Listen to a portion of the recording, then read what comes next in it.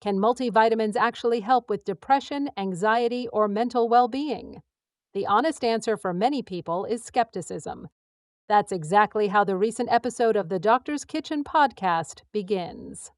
Host Dr. Rupi Aujla openly shares that he never believed multivitamins had much impact, especially when it came to mental health.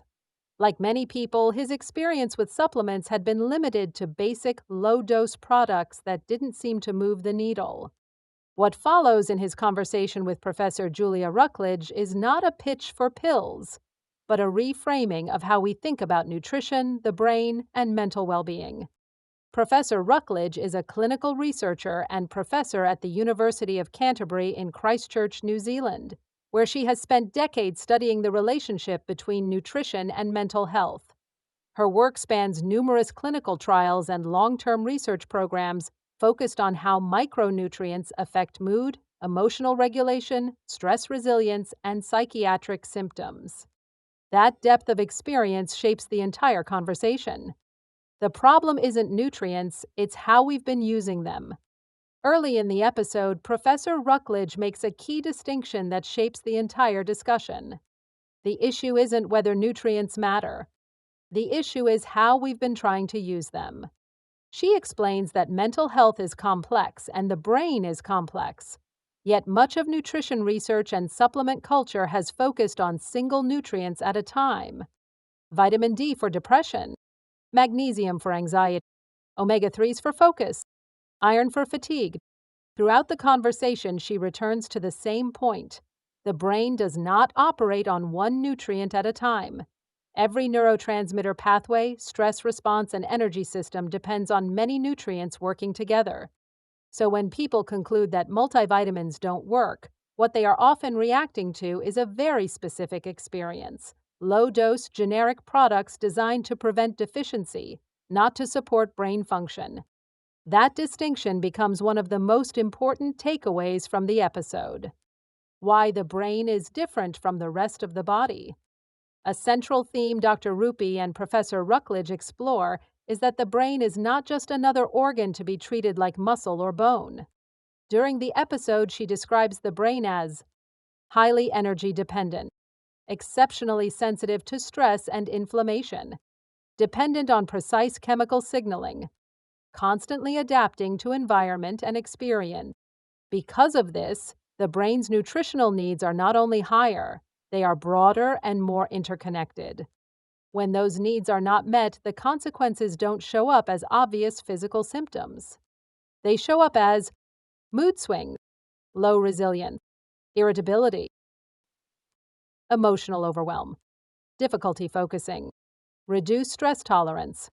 In the conversation, this becomes a turning point, reframing many mental struggles as experiences that may also have a biological and nutritional component. The shift from deficiency prevention to brain support. Another major idea discussed in the episode is that most multivitamins were never designed with mental well-being in mind.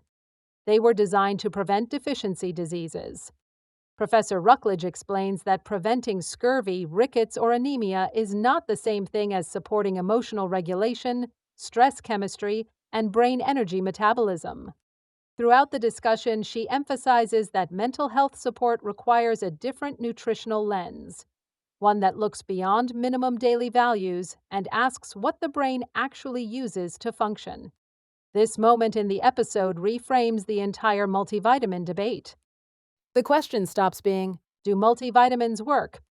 And becomes, what happens when nutrients are used not just to avoid illness, but to support how the brain actually operates? Why this matters in the real world. What makes this episode resonate is how closely it reflects modern life. Dr. Rupi and Professor Ruckledge touch on the realities many people are living with: rising mental health struggles, chronic, not occasional stress, diets dominated by ultra-processed foods, constant cognitive and emotional load. Yet most mental health conversations still focus almost entirely on symptoms, coping strategies, or crisis response. What often goes unexamined, as highlighted throughout the podcast, is whether the brain is being consistently supplied with the raw materials it depends on. where Hardy Nutritionals fits into this conversation.